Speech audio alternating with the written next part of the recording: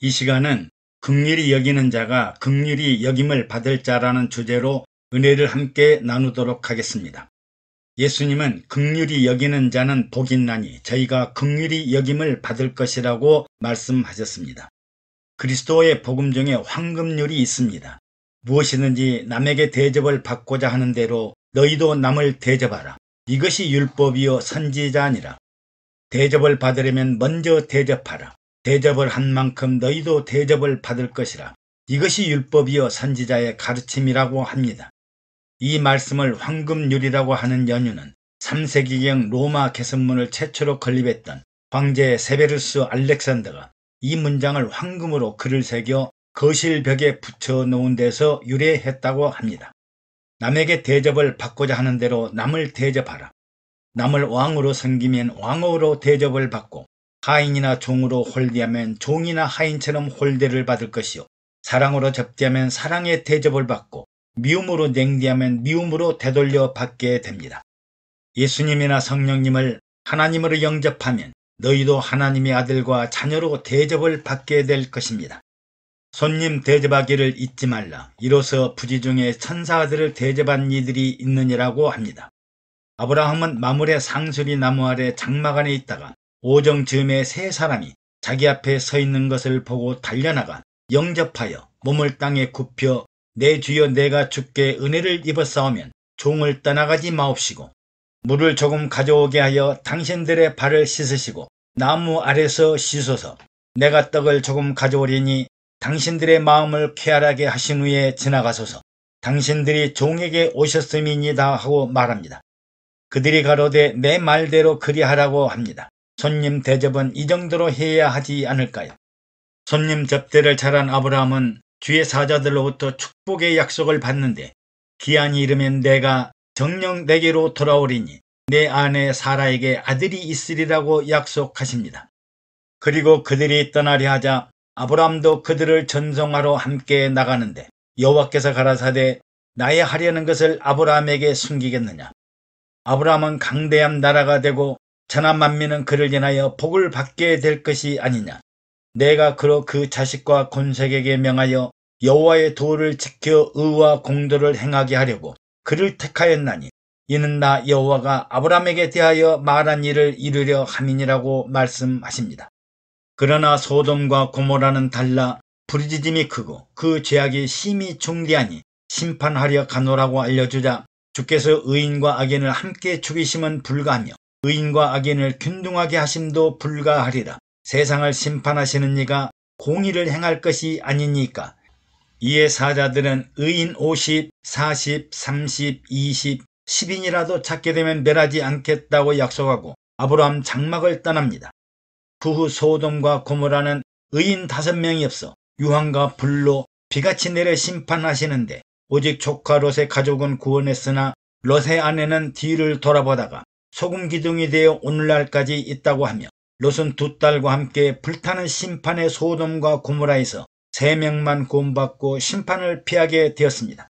대접과 접대와 영접의 중요함과 섬세함을 아브라함을 보고 알 수 있으며 하나님께서 아브라함에게 장차 일어날 이삭의 출생과 소돔과 고모라의 심판에 관한 천상의 비밀을 알려주셨으니 얼마나 큰 대접과 약속을 받았습니까? 또 아브라함의 종이 이삭의 아내를 맞으러 하란으로 갔을 때 하란에 살고 있던 아브라함의 동생 나홀의 아내 밀가의 아들 부디엘의 소생인 리브가를 우물가에서 만납니다. 종이 리브가가 물항아리를 어깨에 메고 올라오자 달려가 물항아리에 물을 내게 좀 마시우게 하라 하자 주여 마시소서 하고 물을 마시게 합니다.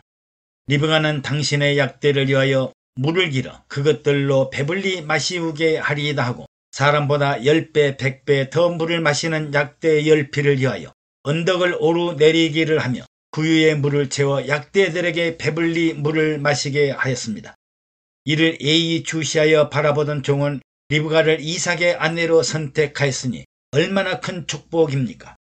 우리는 조선시대 암행어사 박문수에 대해 잘 알고 있습니다. 그는 지방사찰을 나가면 거린 생활을 하는 사람들을 만나 고을 형편을 물어보면 지방 도백들의 탐관오리 상태를 잘 알게 되었습니다.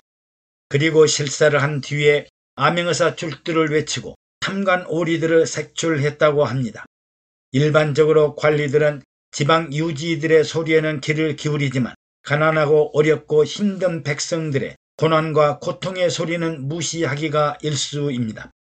오늘날도 유능한 지도자들은 낮은 자, 힘없는 자, 연약한 자, 어려운 자들을 긍휼히 여기고 귀를 기울일 줄 알아야 긍휼함을 얻는 지도자가 될 것입니다. 오늘 본문에 긍휼히 여길 줄 알아야 긍휼히 여김을 받게 된다고 하셨습니다. 동변상련이라고 같은 아픔을 가진 사람이 같은 처지를 이해할 수 있다는 말처럼 남을 불쌍히 여길 줄 알아야 자신도 불쌍히 여김을 받게 될 것이고, 남을 존경할 줄 알아야 자신도 남에게 존경을 받게 되고, 남을 사랑할 줄 알아야 나도 사랑받을 수 있고, 남을 인정할 줄 알아야 자신도 인정받게 되고, 남을 귀하게 여길 줄 알아야 자신도 귀하게 여김을 받습니다. 또 성경에서 자주 인용되는 심는 대로 거둔다, 뿌린 대로 자란다, 사람이 무엇으로 심든지 심는 대로 거두리라는 말씀도 같은 의미를 갖습니다. 그러면 긍휼이라는 말은 무슨 뜻일까요? 모든 사람들은 서로 사랑하며 서로 믿고 서로 의지하면서 관계와 관계를 형성하면서 살아갑니다. 그래서 사람들은 나보다 더 높은 사람을 존경하고 사랑합니다. 부모님이나 선생님, 신분이 높은 사람, 권력과 능력 있는 사람을 존경하고 사랑합니다. 윗분들에게 잘하는 사랑입니다. 또 절대자이신 하나님을 존경하고 사랑하는 성도는 예배를 잘 드리고 섬기는 일을 잘하는 사람입니다.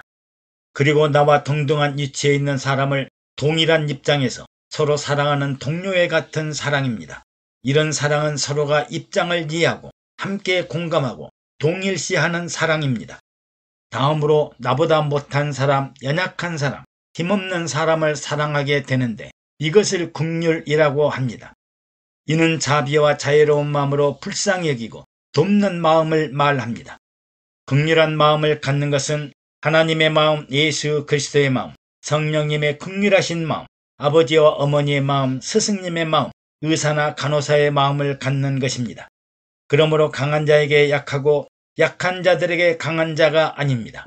어린아이들은 아무것도 모르고 아직도 철부지어서 실수도 많고 허물도 많고 잘못도 저지르지만 이를 사랑으로 이해하고 용서하고 덮어주는 것을 긍휼이라고 할 수 있습니다.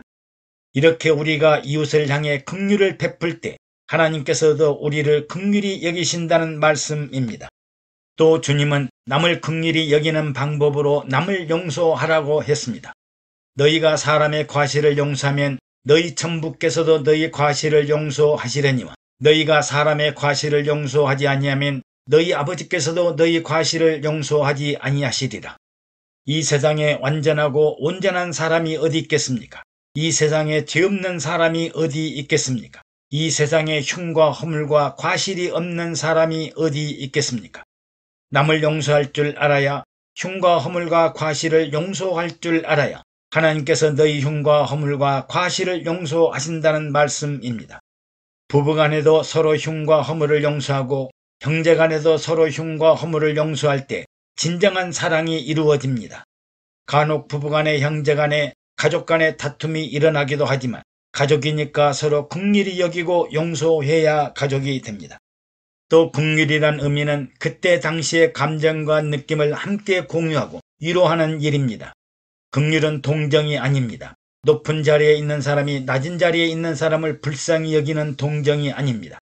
마치 자신이 그 일을 당하는 것처럼 그와 같은 처지에서 긍휼히 여기고 함께 동일 감정이라 동질감을 공유하는 것입니다. 누가복음 10장에 여리고로 내려가다가 강도 만난 자의 이웃인 선한 사마리아 사람의 비유가 있습니다.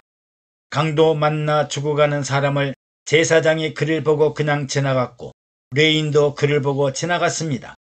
아마도 그들은 강도 만나 죽어가는 자를 보고 불쌍히 여기고 안타깝게 여길 만한 긍휼한 마음이 없었을 것입니다.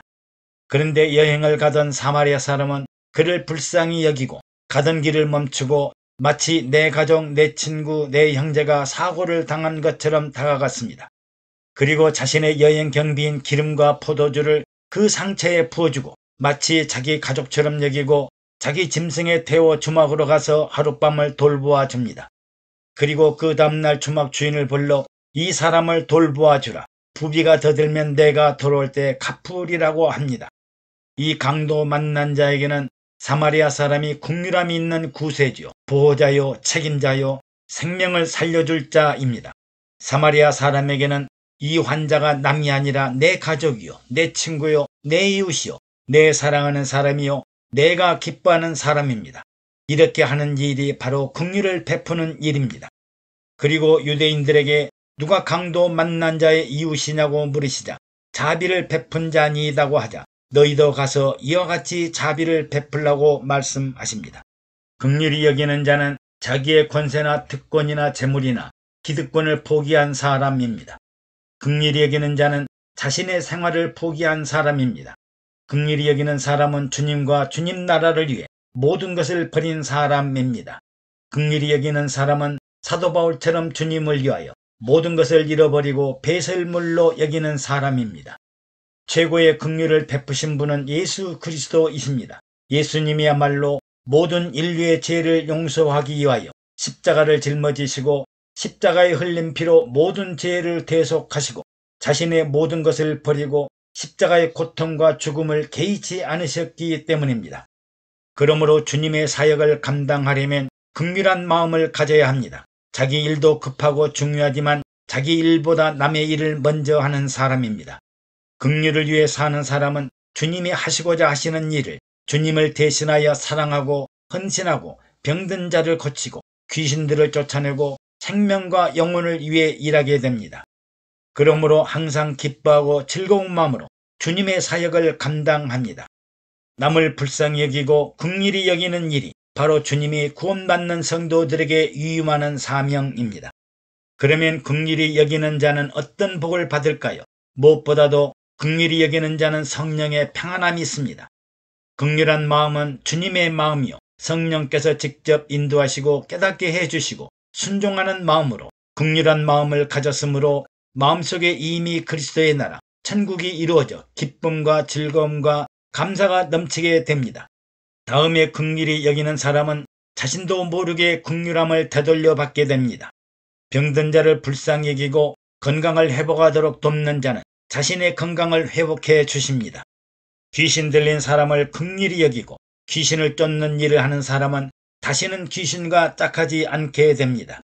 그리고 긍휼히 여기는 자는 하나님으로부터 긍휼하심을 얻어 사랑받고 은혜받는 사람이 됩니다.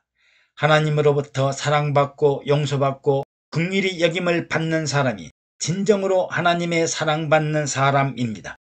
애청해 주셔서 감사합니다. 여러분의 구독과 좋아요 그리고 댓글은 영상 제작에 많은 격려가 됩니다. 샬롬.